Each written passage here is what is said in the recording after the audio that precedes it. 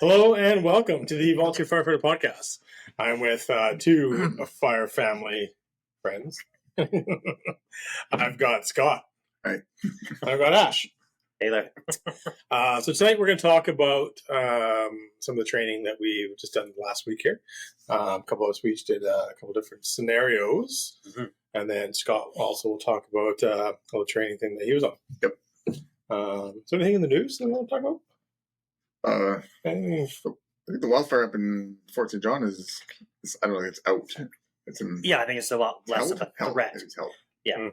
Yeah. We had sent a crew up there to help with the wildfire, and then they've already got sent back. Mm-hmm. So that's good. Because it was pretty early start of the season, so we were kind of like, this is going to be a big one. Yeah. Big season. But the weather kind of shifted a little bit, although it's been hot for the last few days. Mm-hmm.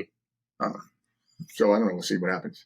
Yeah, our rating's been going back up again, and we had a lot of cooler days, some precipitation, which is always nice to see.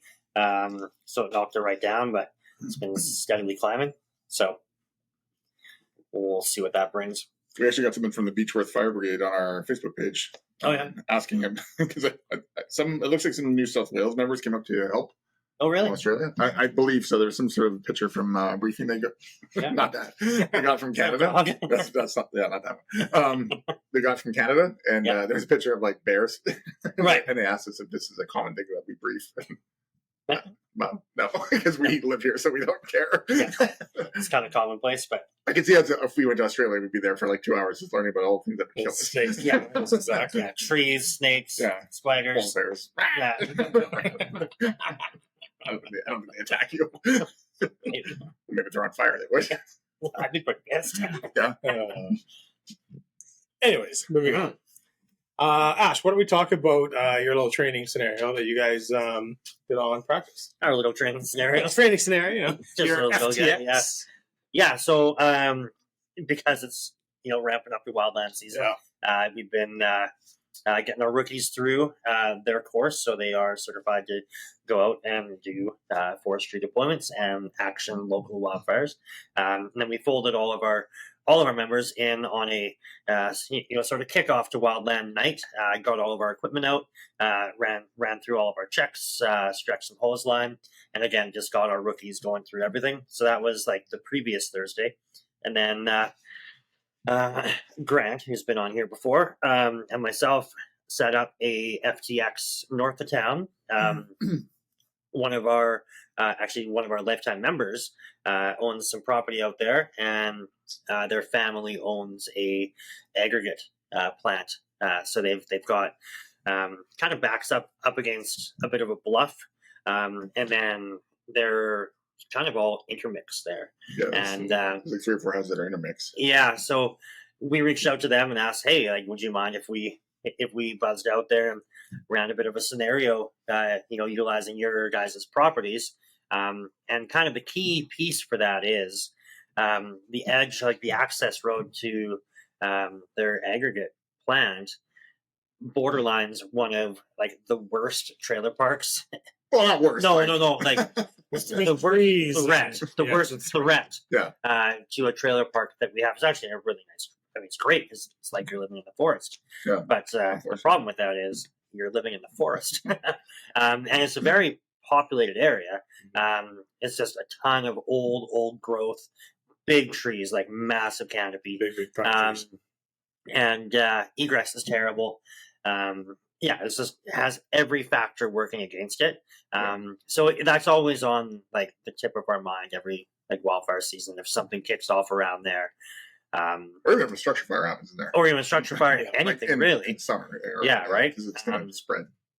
Yeah, it's going to be a problem. So, we're always pretty heightened about that area. So using their property, knowing that hard point there has got to be like, that is the line that we have to hold.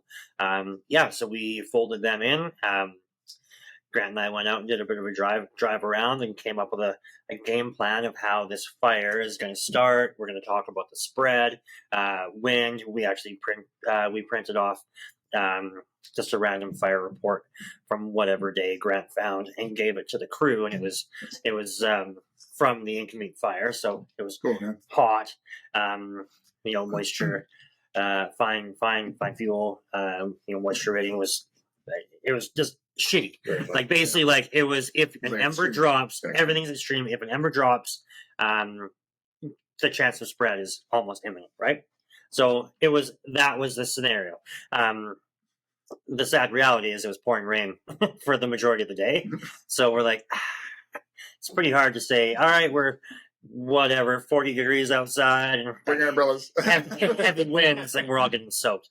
So luckily for us, it did dry up in the afternoon, and the scenario went off well. So we basically said that there was a start north of the last property, and it was we had winds blowing to the south, pretty high rate of speed. I forgot what it was on the report, but pretty high rate of speed. And the initial call came from their property, so they were the first callers. Right. So basically, we got them to respond like they always would. So you're going to get the chief going direct. We had our duty officer, which was our deputy chief. He was covering for you. Actually, you would have been the guy, right, but you were away. So Brian was covering that night. So he just kept the keys to the duty truck, and those guys went out there. We loaded up the engine first with 4. Engine responded, and then tender, and then bush truck, and everything just kind of folded in. Which was sweet. They called for Task Force 1 immediately. Nice. So they got that rolling. Everybody went out there. Again, access and egress were like there's a long single entrance to the first residence. And the beauty of the first residence is they, as a past member and somebody that takes pride in their property, it is fire smarted. Like it's beautiful. Right. So we use that as a really good example on our on the back end for the debrief, that this is this is the perfect example of a defendable home. They did everything there. Everything was like forestry. We will either anchor and hold, or we're going to put up, we're going to spend our time on a structure like that. The only thing with them is they do have a very narrow bridge. They do. And I was really worried about it. I'm like, hey, so your bridge. And he's like, hey, come have a look at this.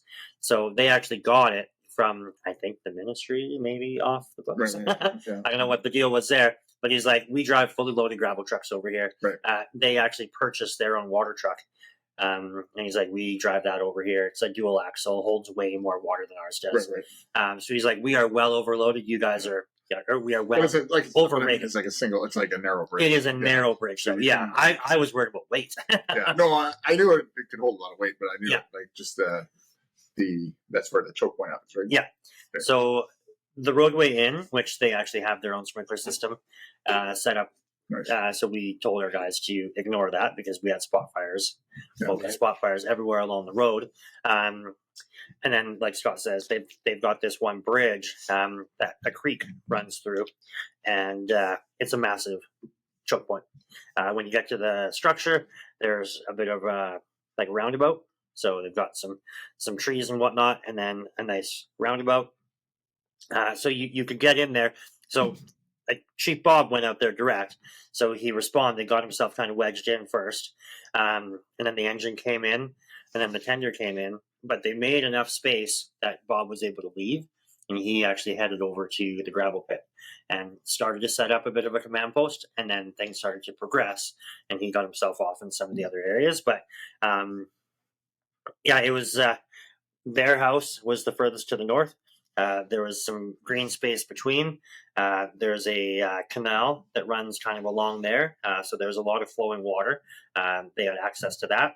And then the second property is a little bit more remote, worse access than the first one. And it's like right in all of the, there's fuel everywhere. I'd say still very easily defendable. But like the first structure is like dialed, where this one would take a little bit of prep work to do, but very, very defendable. And we just kind of gave them all of these trigger points of like, okay, at this point, okay, now this is happening. And then the scenario progresses. Okay, now this is happening. And we just kept giving these updates over the radio, like from dispatch, saying that, oh, now this person's calling and they're saying that they're getting some spot fires towards them. And then that kind of action, the next stage of the scenario. Did they do did they have a tactical patrol going in the trailer park at all? Or? So I told them just to keep, because there's a lot of elderly people that that live in there. That came over the radio. Side by side. Yeah, so that did come over the radio to have one of the trucks go in there, and then Chief Bob right away was like, if you're gonna go take a drive through there, let's go lights off. And I just said, hey, like, you guys hit the point of going there. Let's not enter there. Like, let's just not go in there. Just, we don't need to make panic. We did post on our Facebook and blah blah blah. Yeah, but then you get some of these elderly that they get worried, right? And then the end of the scenario came with a driver by calling in the old Dew Glass distillery. And there was a couple of ember strikes that happened across the highway, which is right in line with the fire travel. So our engine was prepped for a bump and run. They had just wrapped up one of the spots that they were actioning and then ripped across the highway. Right. And there was some report of smoke inside of the distillery. So the captain asked if he could breach the door and make sure everything was okay. Grant was not happy. Obviously nothing happened, but yeah, it's Grant owns the old distillery. Yeah, so it went really, really well. We had a really good debrief afterwards. Talked about the many, many positives. You could definitely tell that we're rusty coming off of winter. We're not doing Wildland 12 months out of the year, but it was really good to see the guys like really kind of get after it. I joked that Kai, one of the members that went on deployment, should be driving the water tender, and that did not happen. Like, no, I want to get after it. Perfect. Yeah. But yeah, it went really, really well. The only thing I think that we discussed, and again, like when you don't do this every day, we left our second engine back here, and we took more bush apparatus. Mm-hmm. And there's pros and cons to that. And not everybody knows what the structures are behind there. So they opted to load up the bush truck and load up the side by side, rather than rolling that second apparatus. Even with 3, right? Like getting the truck there for structure protection. Iron, right? Yeah, and it's all about structure protection. Yeah. So I would say like that's the only real takeaway that we're like, hey, like somewhere along the line, be it IC or one of the officers or just somebody who's like, hey, maybe we should take the engine, right? So yeah, the bush trucks are great for those kind of rapid deployment for the bump and runs and patrols, tactical patrols. But yeah, you're actually doing structure protection. But that's where you're going with the engine. You can obviously still patrol with them, but the especially you want big water like in that in that area you're talking about. Yeah, I often thought we could just we almost parked the engine, one of the engines right by the hydrant, hook up and just launch 2.5 water, big water into that. Sure. And just try to up the humidity in there. That's right. Because I think if you had 2.5 running off that hydrant, you could probably up the humidity level, and you could probably almost hit that entire trailer park. You almost could have from that road, because if it's full bore, smooth bore, like you could launch a lot of water. I bet into that area. And the beauty with that new access road that's paved, I mean, it'd be a bit of a lay, but I mean, lay into the hydrant and then lay down that side, you're going to have all the water that you need to start rolling. And if you start to run out of water for whatever reason, we do have the canal sitting right there. You can drop a suction line in. Those canals that we should do. We should talk to somebody about on those bridges, getting a standpipe, like a straight pipe off the bridges that just goes right in the water. A couple pre-established points for those, and just wouldn't take much. It's like a pipe.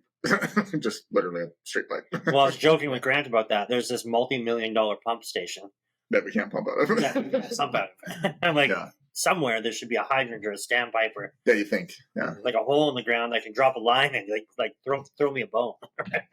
I mean that canal runs our entire length of our fire service. And every bridge, there's no standpipe. And I guess we can push it. Maybe we should. Because, we have a lot of bridges. Idea, right? So, all in all, it was really, really good. Lots of line stretch.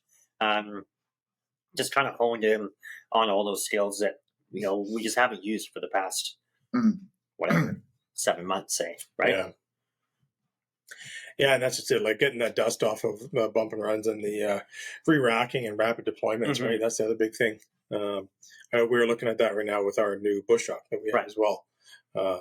We've got a built-in booster line, hose reel, which actually works better than I thought. I thought it might be a little hard and awkward to deploy and then rapidly put back on the truck. But it actually works quite well. Look for a little manpower, but I still want to add something for some forestry line, right? Sure. Just to drape off the back. It's like we have it all pre-rigged and everything, but it just helps when you're doing those rapid deployments, right? Well, that's good. Yeah, 'tis the season. I think everyone will dust off those skills soon enough. I fear in our area here, right? It's only a matter of time, right? Yeah. Watching the guys, I mean, we've all done it 1,000 times, and watching the guys like rack even 50 feet of hose line. Our forestry lines are 100-footers.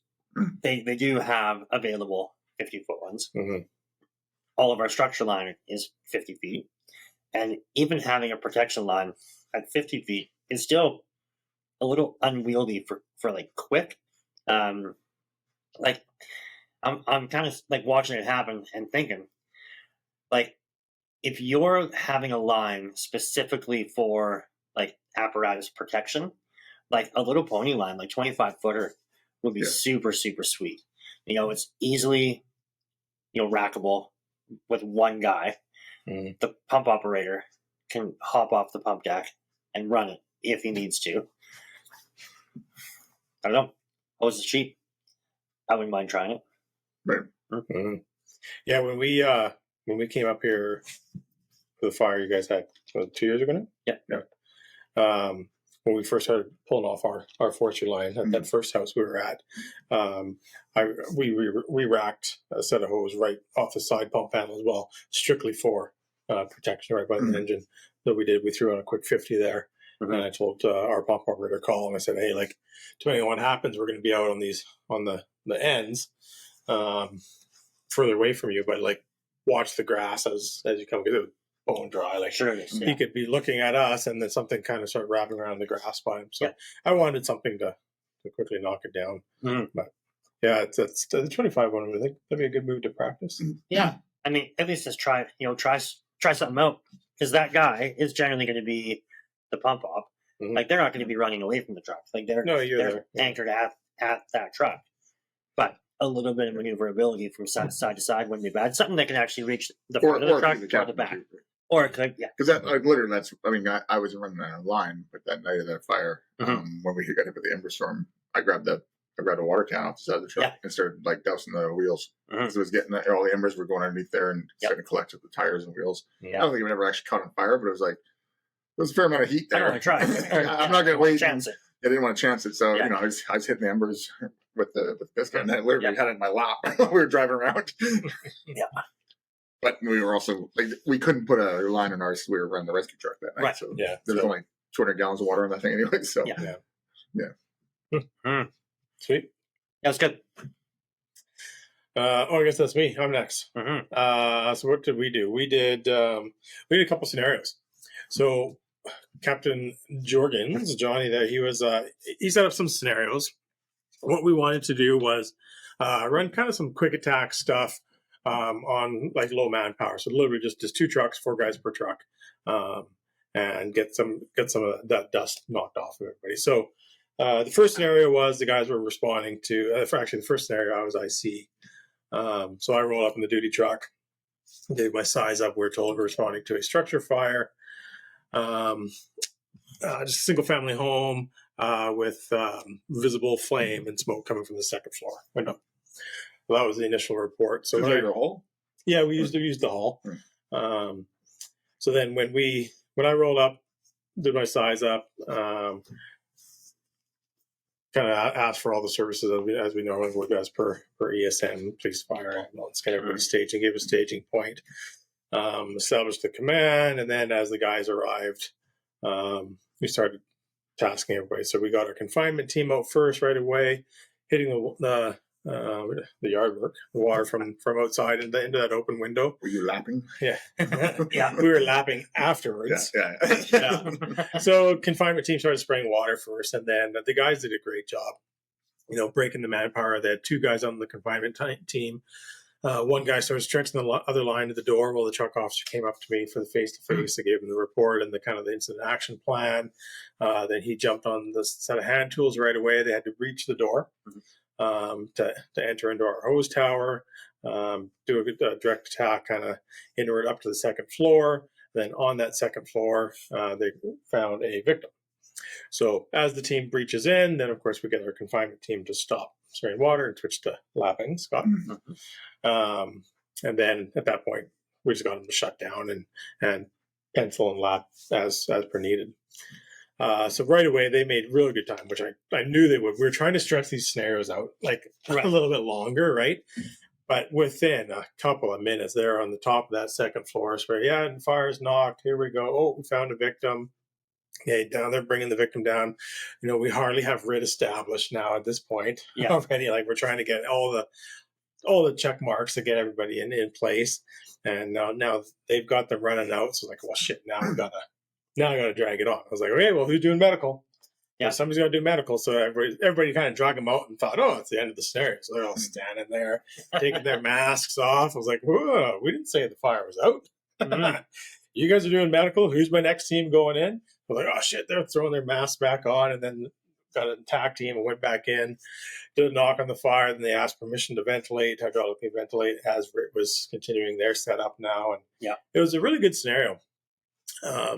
Watching the guys roll with literally no direction. We just mixed up the trucks and watching them dial in the RIT jobs, throwing ladders, coming back and talking for the face-to-face. Hey, this is our rescue action plan.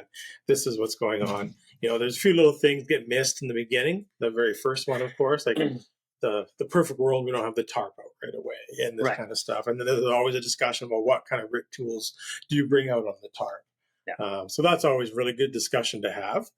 And then, we did our debrief and it went flawless. And then we set up for our second scenario.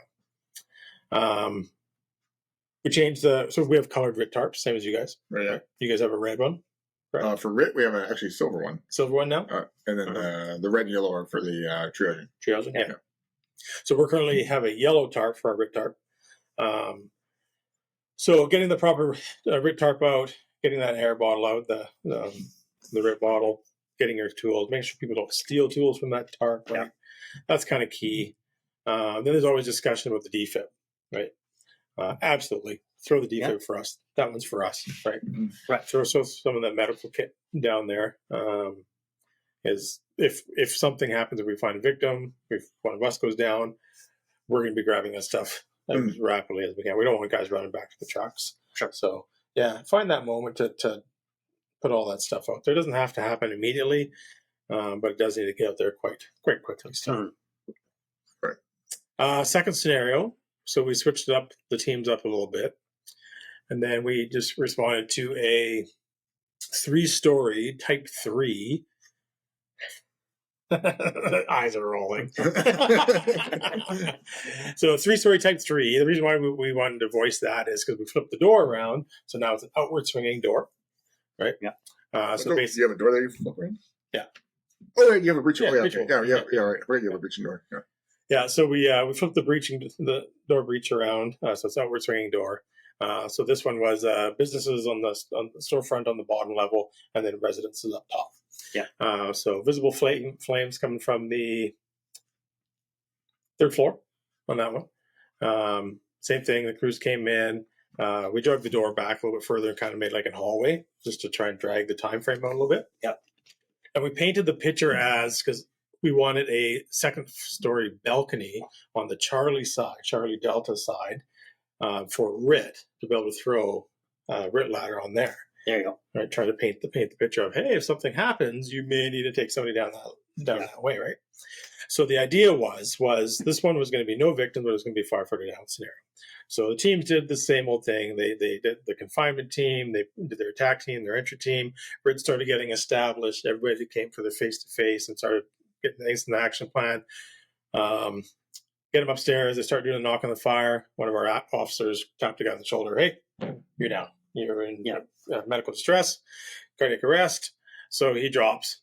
And it was kind of funny because one of our guys, he's looking, he's like, why is that going off? Why is that pass alarm going off? What the hell? He's going to start yelling at him, like, turn your fucking pass alarm off. Right?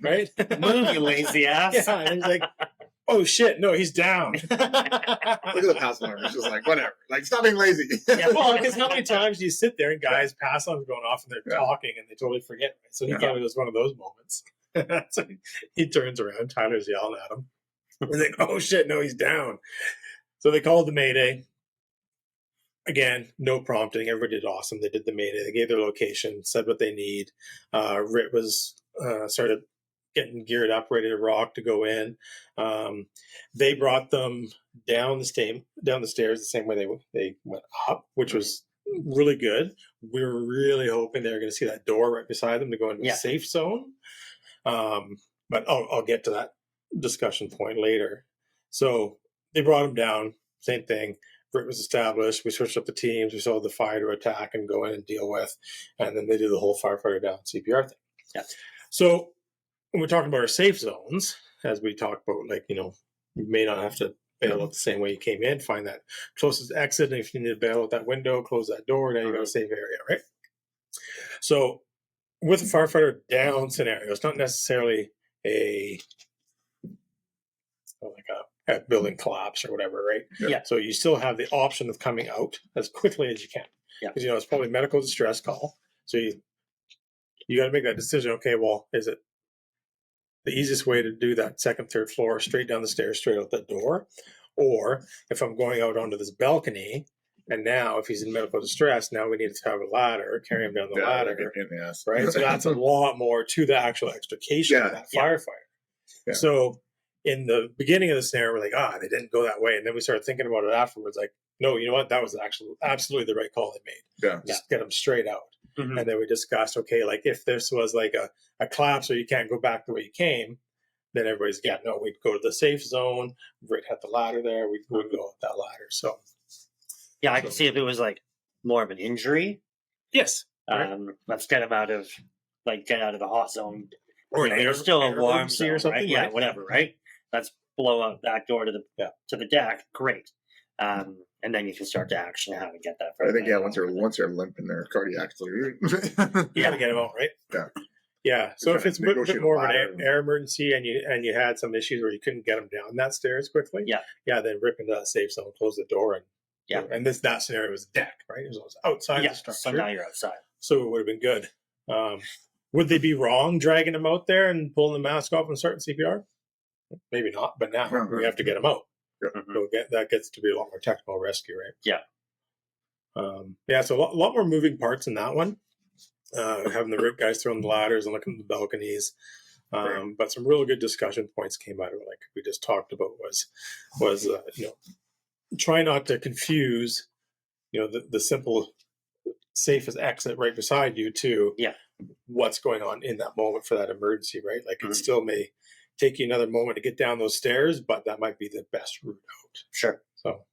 So how many people hands-on do you have for that second scenario or both? So both scenarios we had 8 guys, 4 guys per. We had 4 guys in the first engine, 4 guys in the rescue, 2 guys in the second engine, and then IC, and then the safety officer came.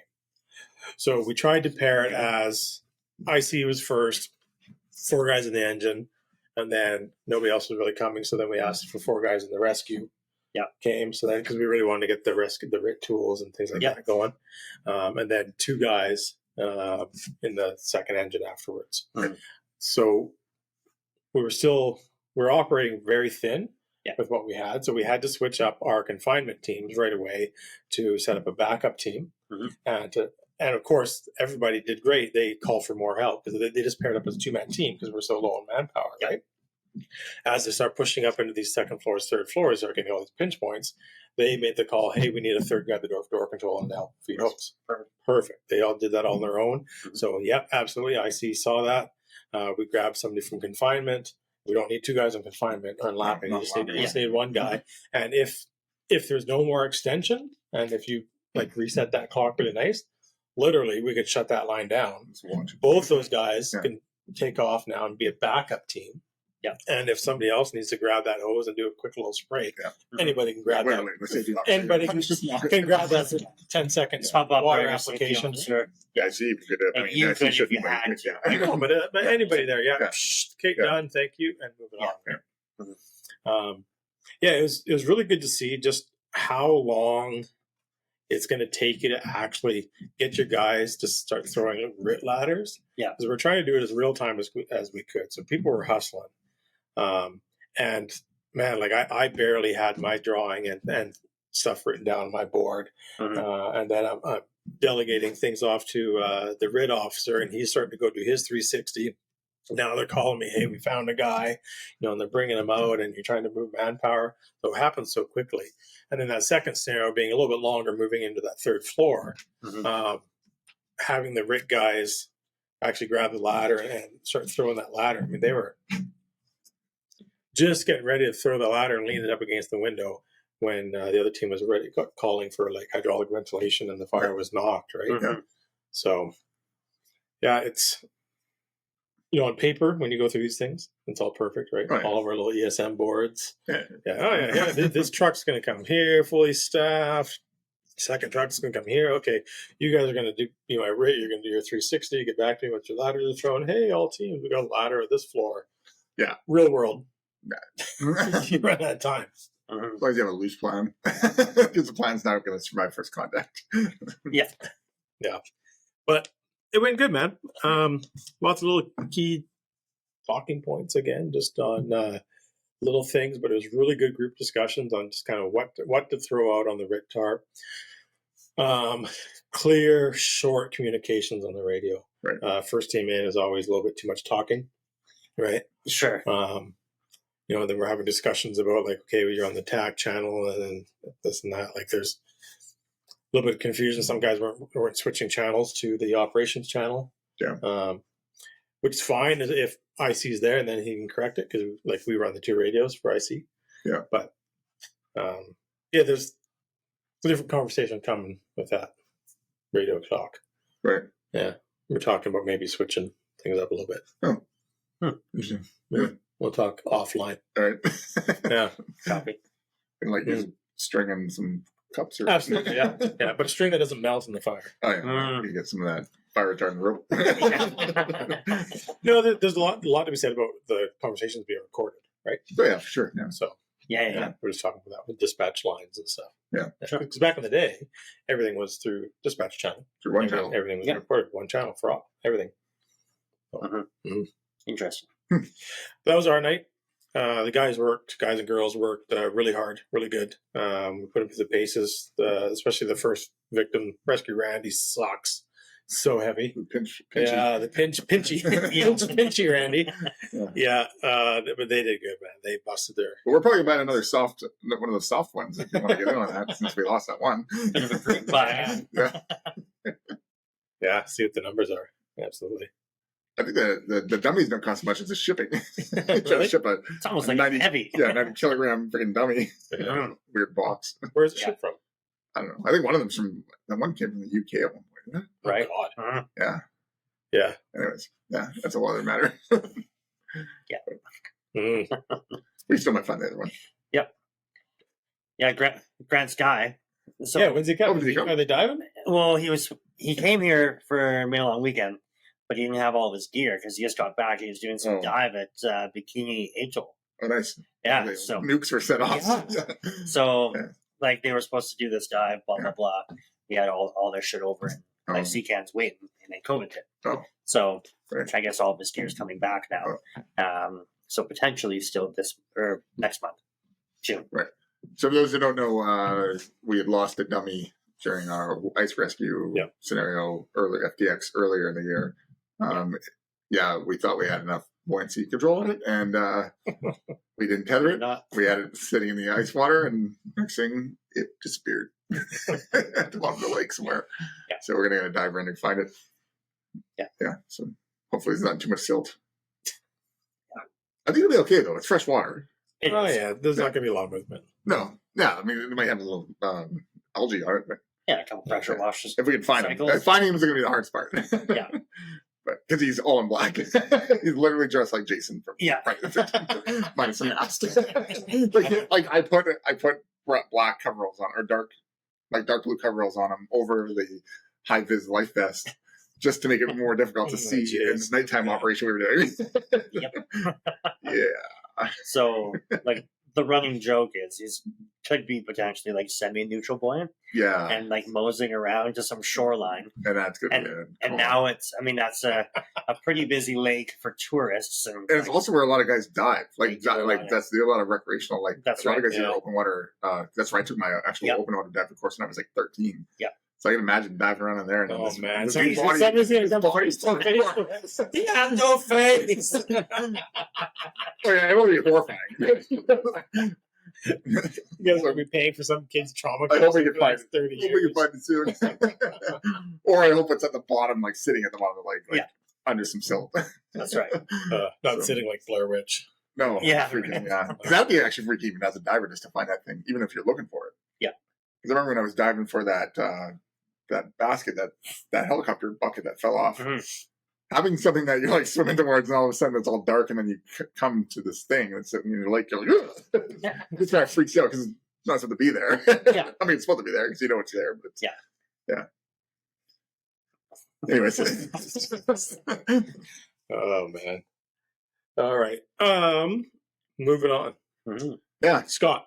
Tell us about your couple of days here. Yeah, so I was away. That's why I missed the FTX that we did. I got invited down to a city. I'm gonna keep everything kind of vague, just because it's not secret. It's just some of the procedures and stuff. We were invited as observers from either line of work, and it was interesting because it was all on active shooter and rescue task force. So kind of. Covered both fields I work in, obviously law enforcement side and the fire side. So I was kind of I was looking at it from both lenses. We were doing this massive FTX that they had going on. It's a big kind of, old government building. Couple stories. Police were there. So it was more of a police scenario, I think, from what I factored. So the police were there, probably 20 or 30 members doing their thing. So it started off kind of the day. We started off talking about active shooter, and basically the response of an active shooter never changes. So it's there's a certain response we do, and pretty much this is all now after the active shooter is dealt with. So after the shooting's over, now what do we do? So the fire was there doing rescue task force. They had their armor on, just like we've been talking about over the last few years. So it was really interesting to see because I've never actually seen it in action. This is kind of theoretical for us because we don't have that gear. We have some of the gear, but we've never actually done it and to that scale. So there's probably, like I said, 20 officers going up to 20 fire, and then paramedics and stuff. And then of course training officers and stuff running around, and I want to say 13 or 14 actors. Huh. So it was really a really well put together scenario. Mm-hmm. So the morning, again, it was kind of PowerPoint briefings on what to do. And then the afternoon was all just big scenario. So full scale, start to finish using sim rounds. So watching the response from the police, and then once the shooter's taken care of, what do they do now? So how they designated hot zones, because essentially the idea in the past was always the police would have to, when you're dealing with a shooting, any shooting or any high level police event, it's fire and ambulance stay. Yeah, a little far back. Yeah. So where it's safe. Yeah, the police said it was in the past it was either hot or cold. There's no more. Mm-hmm. Right. It's hot or cold. It's either the scenario, the scene is active. We're still searching for like we're still doing a massive search, Yeah. or it's cold and everybody can come in. And there was never any middle ground. So with the way Rescue Task Force and Active Shooter is designed now, it's like, okay, well, we can't wait because that building alone, one of the like SWAT members, he said this building alone would take probably 4 or 5 hours to clear properly. So that we can't clear that building and keep people alive 4 or 5 hours. We can't like do a proper clear. So we have to like designate a hot zone. So right away, basically, was as soon as the shooter's taken care of, because we know 98% of all shooters all active shooters are solo. So it's pretty much a 98% chance once they find the one shooter, it's over. There's still that small percent chance, 2% chance that there's another one, and maybe IEDs and all that stuff. So they took the shooter out. They kind of did a real quick preliminary look and turned it into a warm zone pretty fast. And then that as soon as it's a warm zone, that triggers Rescue Task Force. Right. So that triggers the police and fire response, like police escorting it. And they did just like we talk all the time. Police in the front, back, and then 2 fire members. The fire had they carried a backpack with all their gear in it. Essentially, I talked to one of the fire captains. It was all mainly tourniquets, some wound packing, a quick litter or a sked. What else? I think a couple of airways for whatever, like. And then there was some chest seals. Yeah. So basically everything from March, like they were kind of following that March, like massive hemorrhage, airway. So there was just that quick, dirty medical. Right.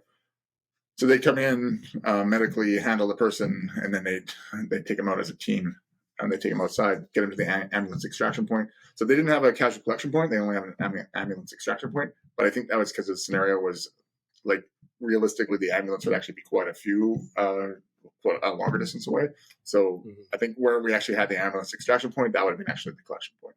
And then from there, it would have been disseminated to the ambulance. But for this scenario, they brought everybody closer to be involved. Yeah. And then they had some good points, like maybe, the reason why we want an ambulance extraction point right away is because where we were, there's multiple hospitals that can deal with this. So it's like maybe they're sending them here, they're sending them there, and it's like, you can't send, like, say if there's 40 people injured, you can't send all 40 to the one hospital. So the paramedics would have to be like, okay, we're taking these 4 here, we're taking those 3 there. And they even said, if they're all the ambulances are tied up, we can huck them in a police car, and as long as we know where we're going the same speed as they're going, and we can't, and they're not doing much more than we are. Like we're just like like in the back of an ambulance, you're not like, if it's massive hemorrhage, it's a massive hemorrage. You're not gonna like stitch them up. No, you can at least do some fluid replacement. Pounding some IVs and TXA in them probably. But like they said, is it's better just to huck them in a police car and drive to the hospital, or wait for another ambulance to show up that might not be coming for a while. So the whole time I'm picturing in a rural setting, like in our setting, right? Because like this is a big city, so it's like okay, they have like the resources they had were there's probably 50 people on scene. So our resources would not be that. If we once, and I say once because this is the thing that's going to happen. Like, I think Rescue Task Force is going to be everywhere soon. So we have like 4 or 5 guys that are going to have armor on. And then designate there's almost like another designation we were talking about making, like, you got the hot zone where the guy is, and you got the warm zone, which is the rest of the building, and then like right outside the doors, as long as it's not kind of near that shooter, you could almost designate like a lukewarm zone. Like where the fire guys are just grabbing people and going. Like they're not sticking around, they're just like grabbing and going. Like if it's something that you can kind of feel comfortable with. Right. Like if you're, and every, like you said, like every situation depends, right? It's like the plan is going to be the plan until it changes. But maybe it's like we absolutely know that it's a single guy there. He's by himself. Can we call this the lukewarm zone? Yes, we probably could, because ambulance probably still isn't going to come until it's designated a full cold zone. Yeah, and no, they won't come. It's back to that whole, like, do we want them there? Because there's going to be police cars, fire trucks, people, like if it's school, parents and teachers are going to be there. So we want the ambulance to have an ability to get away. And that's just it. Like you said, you need the ambulance to be able to be doing the actual triaging of where they're going to be going. Yeah. Because like in the rural settings, we may be saying, okay, this patient can go.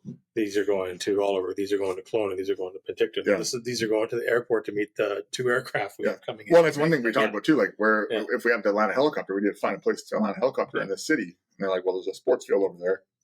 There's a Walmart parking lot over there. Yeah. We have to clear the parking lot, and then that'd be how much resources is that going to take to get those? Like, everybody get out of here, like clear a parking lot for a landing zone. I mean, the good thing with us, I mean, the good thing, bad thing with us is like we have a school. Both the schools are attached to the school. Yeah, say it happens. There's a massive area there. We have a big area where a helicopter could land, depending on what's like, even like elementary versus like I'm talking about the one school that's attached to high school. So there's an elementary school and a high school. So depending on where the shooting is, they could just land in the field, right? That would be probably. I mean, you'd have to designate that again. Is that close enough? Is that too close to the shooting? Like where the helicopter land there? Like it's all about the. I think in our area, just specifically where we are for rural, it'd be more realistic. Like if we did have choppers coming in, they'd be just going to the airport or the hospital. The chopper would go to the hospital, then our fixed wing could come to the airports. To be transferred, because it's like an MCI. Well, it is an MCI, but it's like the MCIs we talked about in the past. Like when something big kicks off, all these resources start shuffling around the province, right? So the air evac starts staging. The medevac starts staging. They start flying to the other airports close by. Right. So like the bigger picture, once they get out of the hospital or the initial hospital, all that stuff is happening. Yeah.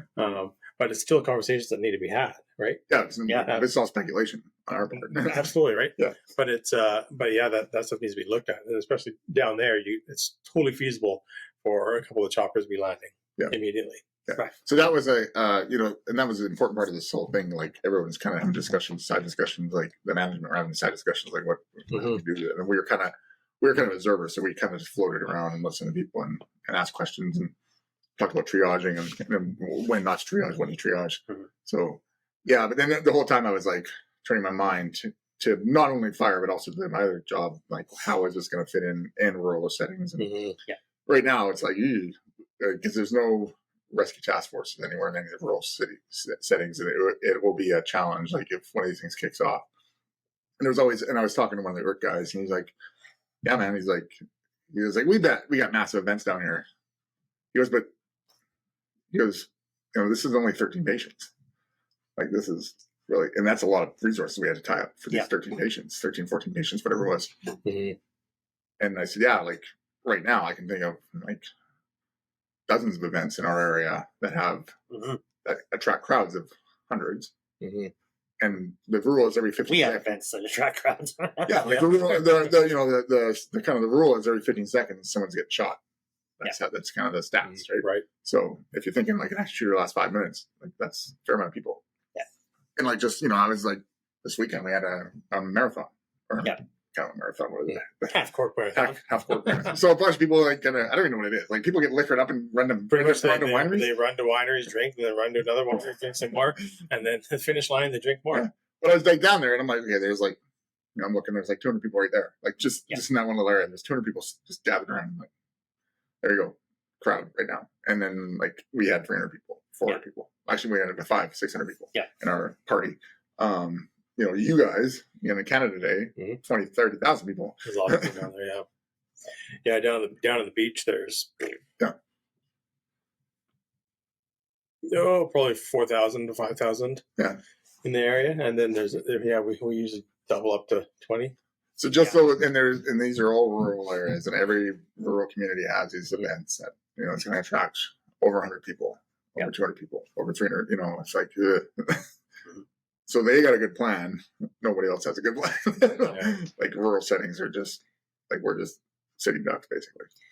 Yeah, and people get that. That'll never happen in my backyard kind of deal, right? Yeah. But you start looking at all these other like. Off the top of my head, I can't remember what it is, but smaller farming community back east, like they had an event. Somebody went. Well, Nova Scotia, they had like it was like a roving event in multiple small towns.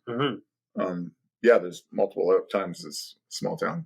Yeah, and kind of like again, I was talking to the Earth guy. He's like, he goes, out in those rural areas, you tend to get the loons because they don't want to be in a city where law enforcement's attracted to them. They want to be out in areas where like, you know, you're dealing with a detachment of like one member. Yeah. Like we always got a joke. Then the town in the north is where all the criminals hang out because there's no police detachment there. That's right. Mhm. They just get patrolled like twice a day, kind of thing. So all the criminals kind of hang out there, and then they disseminate out into the rest of the rest of the valley, right? Yeah. And do their thieving, and then they come back, right? Yeah. So it's like, and I'm not saying that criminals or a thief is going to start shooting up a place, but that's also attracts other people that are maybe thinking about these things. Yeah, people know that, you know, where there's large amounts of people, there's large amounts of, you know, police presence. Yeah. They know, hey, these smaller communities for sure. Yeah.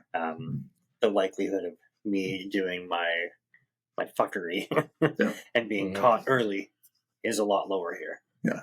And, you know, we know soft targets, like if they're going to go to a place, they want soft targets. So a soft target is where there's a limited amount of people with guns, Yeah. right? So if you're in a big city, there's going to be a lot more cops There's around. a lot more cops. Yeah.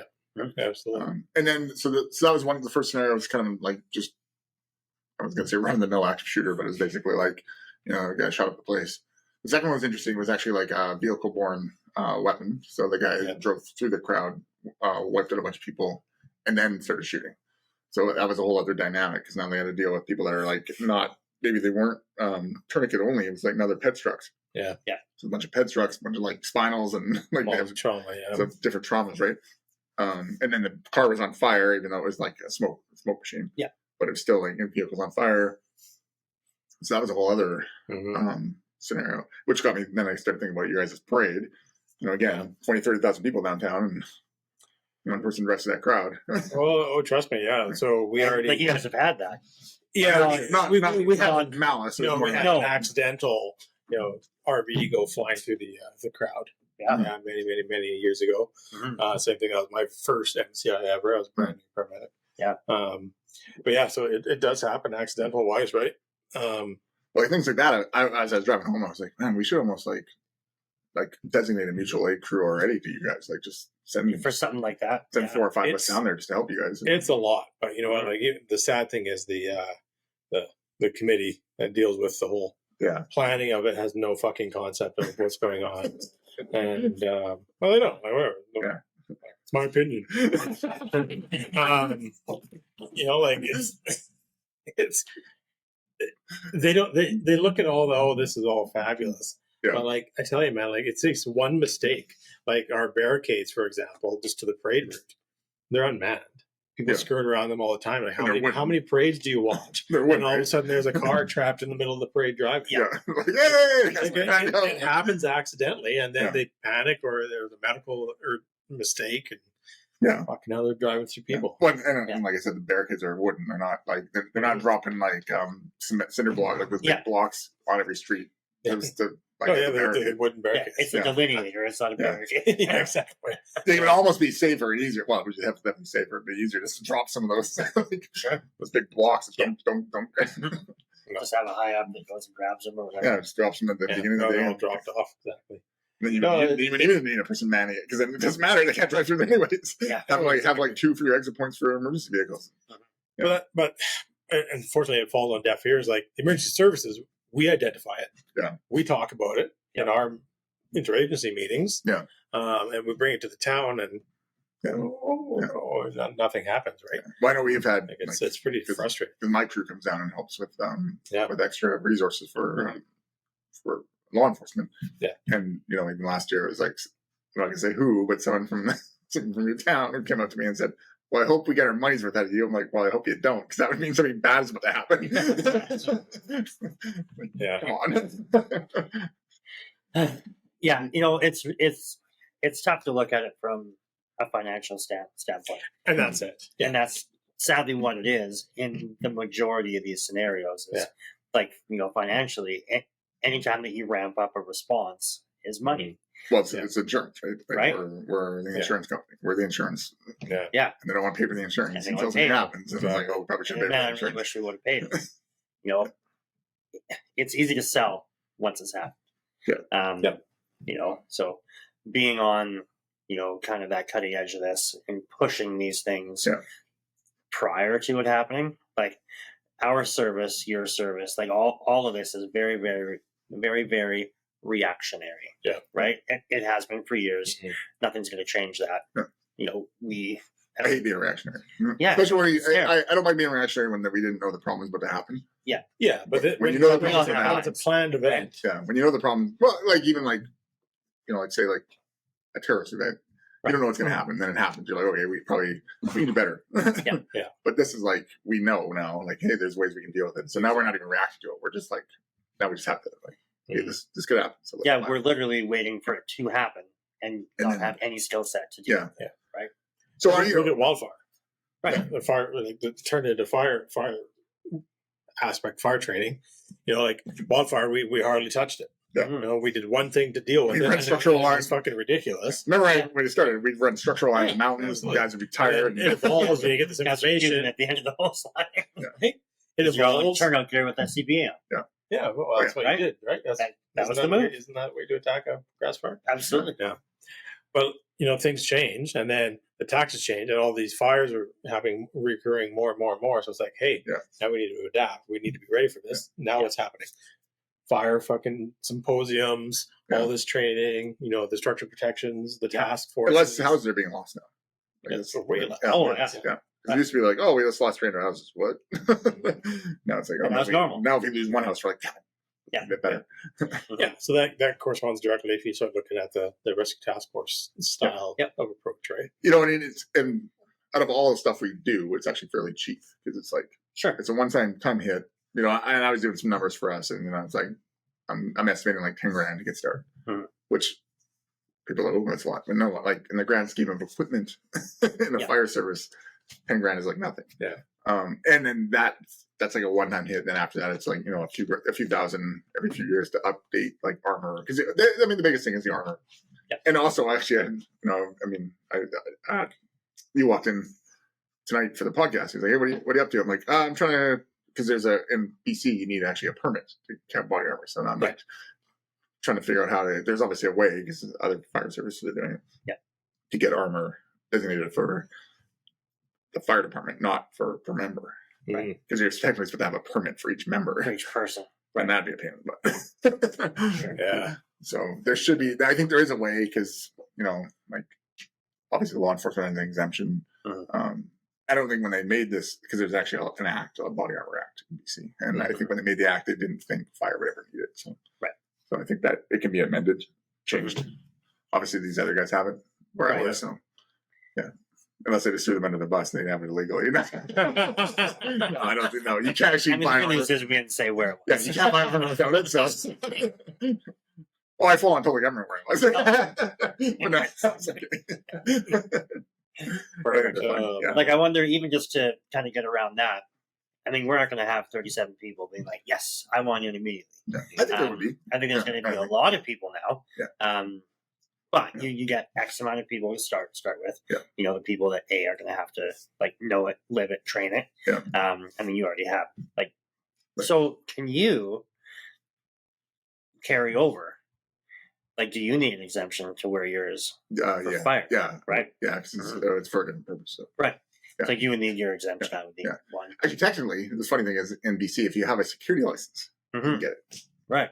So we can just all go and get our security license. We're going to help make the scene secure. Yeah, it's weird. Anyways, yeah.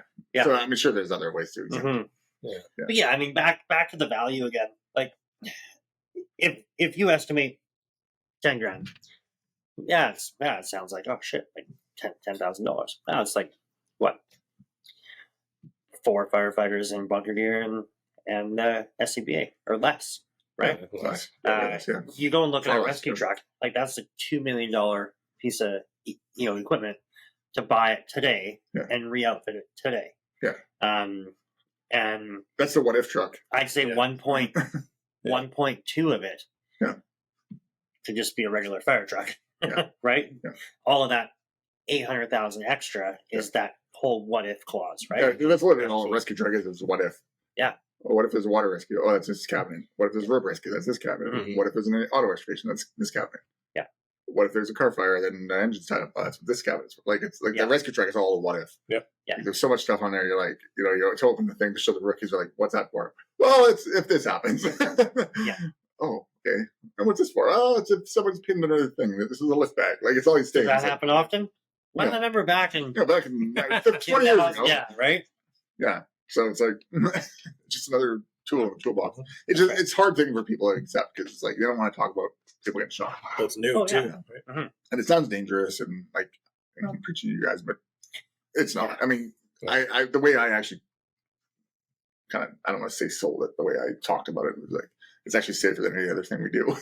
Sure. Because there's like 2% chance and another shooter might pop up, and you're still under guard, lethal overwatch police. So it's like you're just in a warm. Yeah, it's way safer than water rescue. Probably safer than auto extrication because I mean, just being on a highway when idiots are driving by, it's dangerous. way safer. Yeah, auto X highway stuff and water rescue, man. I tell you. Yeah, and like even structure like going into fires or wildfires, it's like all that stuff's way more dangerous than this. It's just as soon as you say shooter, they're like, oh my god. Like bullets and bad guys. Well, people like they think like 80s movies where the guy can like shoot you like he's gonna hit you off the hip, boom. Yeah. Whereas real shooters are more like stormtroopers. They can't hit anything. It's easy when there's a like crowd of a target, people, right? Yeah. Once that has dispersed and we're there, it's a much different scenario. Yeah. We actually talked a lot about blue on blue, like because there's so many. Like once Rescue Task Force starts getting rolling, like the officers are amped up because they were just, obviously they just dealt with the guy, and now you're getting these other people coming in. Yeah. So actually, one of the things they're saying is they didn't want the officers that were coming in with the Rescue Task Force to have their guns punched out. Like they wanted them down low, like not because that looks like that could be a theme business. Like you look at the corner of your eye and you see a gun coming through the hallway, you're like, what? There's another one. So they want them to be very very communicated. Like they're like, now it's not the time for stealth. You're not ninjas now. And it's like, now it's like, we're announcing. Rescue Task Force coming in. One coming out. Like they're yelling back and forth. It was like super loud in there. Everyone's yelling. Yeah, perfect. Calling who's moving and where they're going. Yeah. It was cool. Yeah, it sounded like quite the scenario, that's for sure. Yeah. And a lot of good information comes out of it, right? And just building that awareness too of where we want to go with it, I think is key. So well, it's good. Yeah, I think bringing that back to a smaller community, trying to figure out how that would roll out in a place like this, what the command structure would kind of look like. Yeah. So all parties are privy to the majority of the info, right? Because that's not the time to keep stuff close to the chest. Like if we're there, we want to know what is happening, what has changed. And actually, it's a very easy. It's out of all the rescues we do, it's very easy too. It's like tourniquet out. Yeah, no, I can't tourniquet that out. You're walking out. It's like tourniquet, chest seal. Everything is out. Everything is get the person out. It's simple. Yeah. Yeah, it's super easy. It's actually it's probably one of the easier rescue things we do. Right. It's just heavy lifting and taking them to a place where paramedics are doing their thing. Yeah. So, I do like that lukewarm zone. The lukewarm zone, yeah. Get that secondary. You got to call it the Lima Whiskey Zone. Yeah. Exactly. Sounds a little more tactical. Wait, sorry, back to that. I never did explain what I'm meaning, but so we go from the warm zone. We're in the armor, and we get up to the outside the doors. Yeah. Well, you can hand them off to other firefighters that aren't in armor and be like, here. Yeah. Take them to the ambulance. Just like we do the ambulance. Right? Like once you're out of that zone, Mm-hmm. Is it fully safe? No, they'd be like, well, what if the guy's shooting out of the window and there's a sniper? And it's like, okay. Yeah. Again, threat mitigation, the chance of that happening is pretty slim. Sure. And if it happened, well, that's what the police are there for. They'll do what they will, hunker down, we'll take cover and shelter in place. Mm-hmm. If you get shot with a tourniquet on you and drag out. Yeah, then just be another Exactly. I don't know. Yeah. It's like there's times when you have to be like, okay, we're gonna accept this level of threat. Yeah, there's always in everything that we do, there's always what ifs. That risk level, right? So it's just risk mitigation, and I mean, shit, we sit there and what if a goddamn structure fire or practice nights, until the horse is dead 3 times, right? So this is the same thing. It's just a new concept of bringing people awareness. But so this month in June, we're gonna actually I'm going to do another presentation on it to all of our members. Hopefully, get some law enforcement here and paramedics and talk about it. And then we're going to do a scenario. And then maybe you can come talk to you guys. No, that'd be good. That sounds great. I'm pretty excited for that. Like we've talked about it a lot over the past years, and it's I would just hate to see something happen, And we know, one day, and we know this is what we've been talking about for training, and nothing being done. Right? Let's be proactive. Yeah, absolutely. Good. All right. Well, anything to add on that, Ash? No, I think all of that. Yeah, that's good. Yeah. Scott? No stuff. Okay. Let's move on to some shoutouts then. Who are we talking first here? We are doing Manscaped. Ash. Yeah, Manscaped. For all of your grooming needs, you're rocking that lawnmower 4.0, the Weed Whacker 2.0 for your smaller orifices. Been rocking that crop mop. Ties into the firefighter cancer awareness, keeping that growing area nice and neat and tidy. Large absorption area, so keeping yourself trimmed up, keeping it clean after incidents. It's been working wonders. I mean, I assume it is. I don't believe I have cancer, so. But yeah, it's ties in great with everything that we're about here. So check them out. DTFF 20 gets you 20% off your order and free shipping. Absolutely. Modus.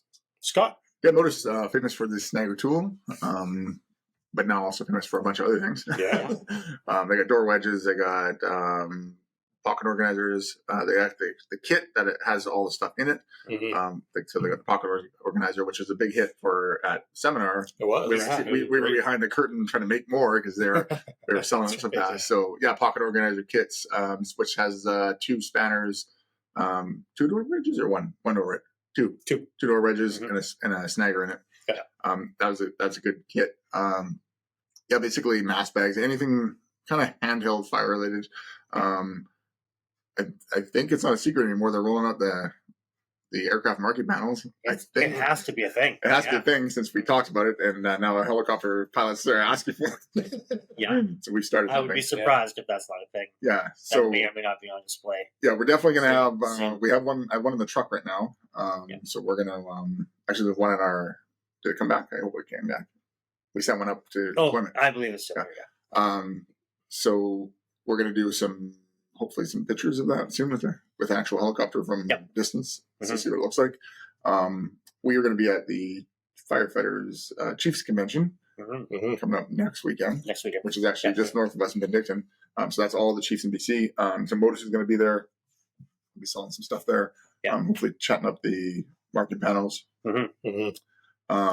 Their rescue task force vests are kind of in production. Again, still working on some things with it. Yeah. So I think we'll probably bring one of those out there too. Absolutely. Check them out on DTFF 5. Give you 5% off. Yep. Or come to the Chiefs convention if you're a chief. Yeah. If you're a chief. And on that, the Chiefs convention, I think we're talking about doing a podcast from there, and possibly maybe some live feeds might be a good move too. Yeah. So Chiefs is Sunday, Monday next week, so we probably won't get the podcast out until like Tuesday night, give or take. Well, Chiefs is all week. But it is, but the trade show. The trade show end of it, So it'll be definitely some lives. We'll get some video going there, and we'll do a podcast on the road. Yeah, sounds good.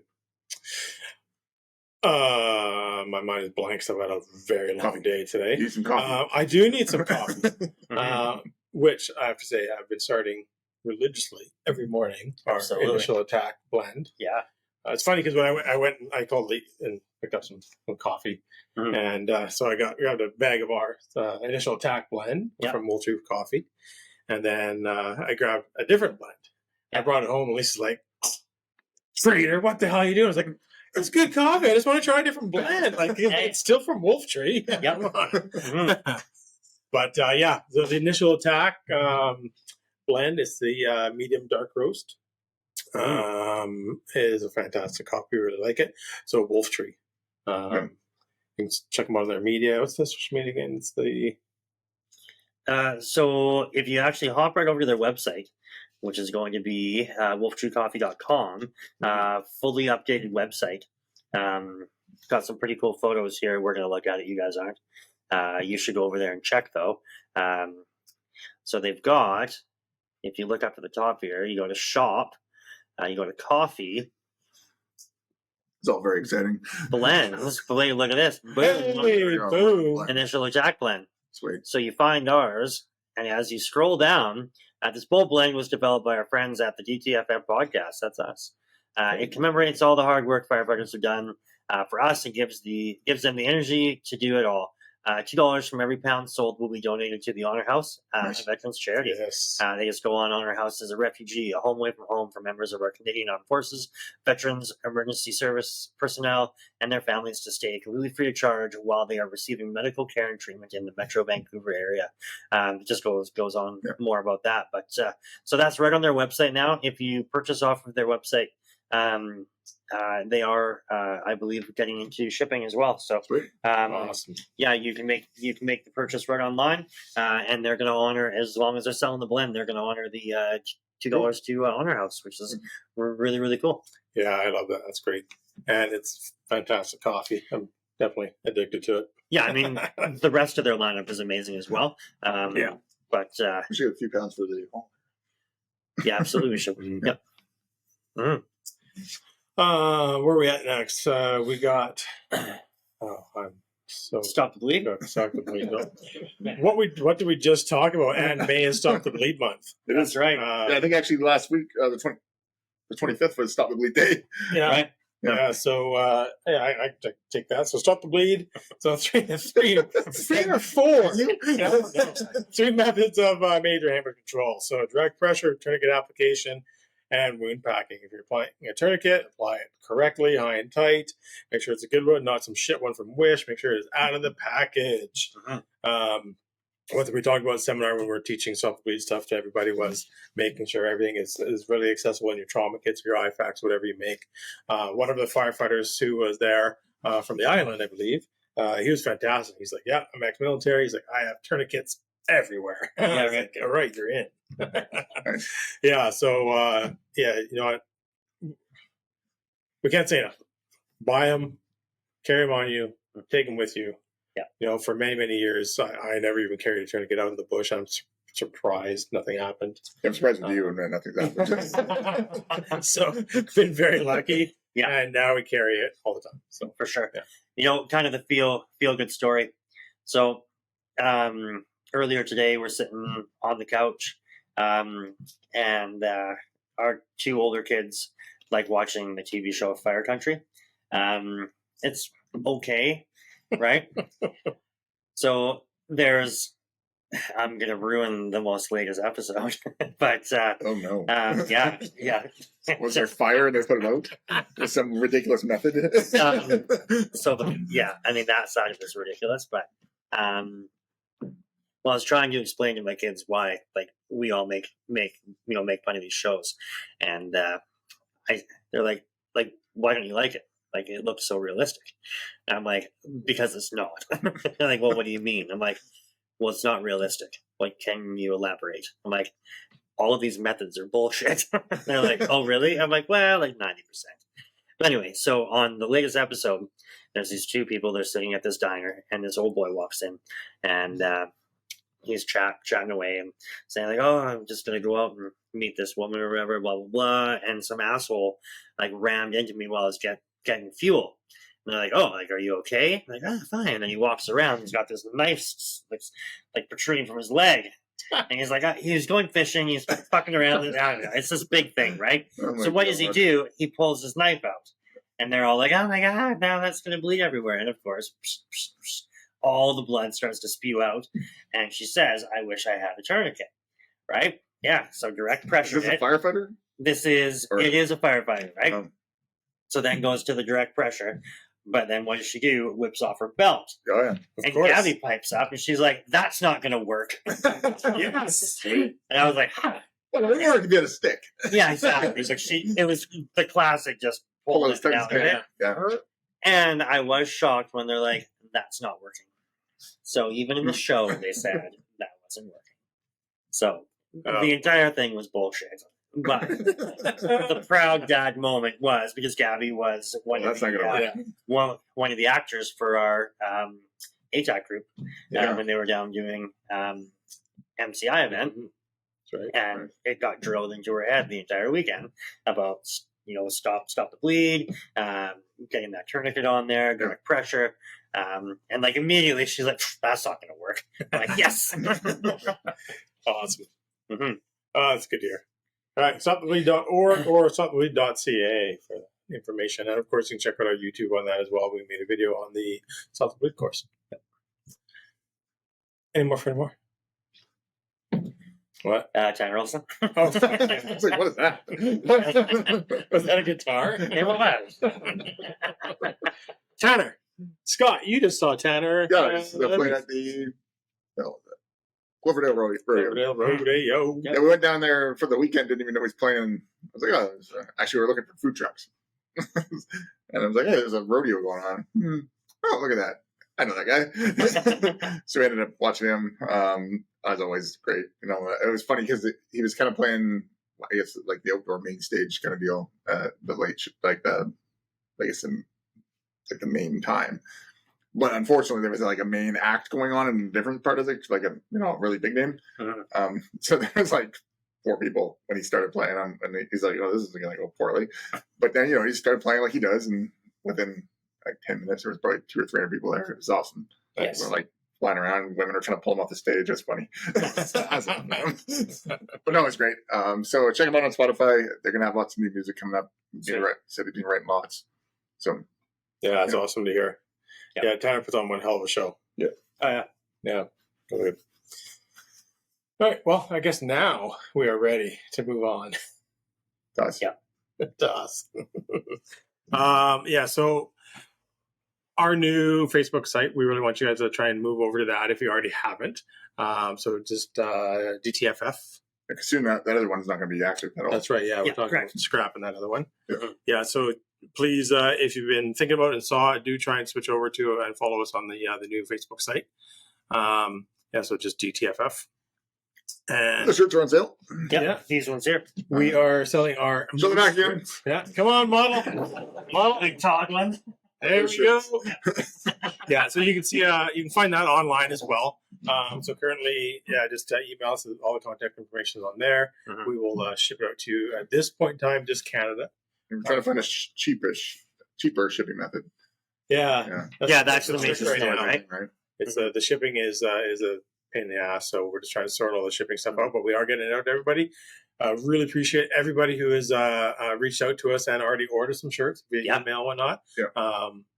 My wife is sending all those out Cool. pretty steadily here, so that's awesome. I really thank you for all that. Thank you for the support. But yeah, spread the word, get the shirts out there, and YouTube. And give us a like, a follow, a comment. We're on the Instagram, TikToks. Just send us a message. Try and get us out in front of more people. Yeah, heck yeah. Mm-hmm. Yeah, more and more filming is going to be happening now, but it's summertime. We actually wanted to. We filmed there for 3 years. Yeah. We were going to film tonight, though, right? We almost filmed tonight because Todd actually was running a call. Yeah. So you were a little bit delayed. But when I saw that you were delayed, I got kind of mixed up into some stuff at home. So I tried to wrap up as fast as possible. By the time I got down here, it was getting a little bit too dark. So we put a pin in it for another 2 or 3 years. But one of these days, there's going to be videos coming at you. Yeah. Awesome. Yep. All right. Ash, any more? No. Thank you. Scott. Have a good night. Thank you, everybody. Thanks for putting up with me tonight. Anyways, stay safe. Stay DTFF.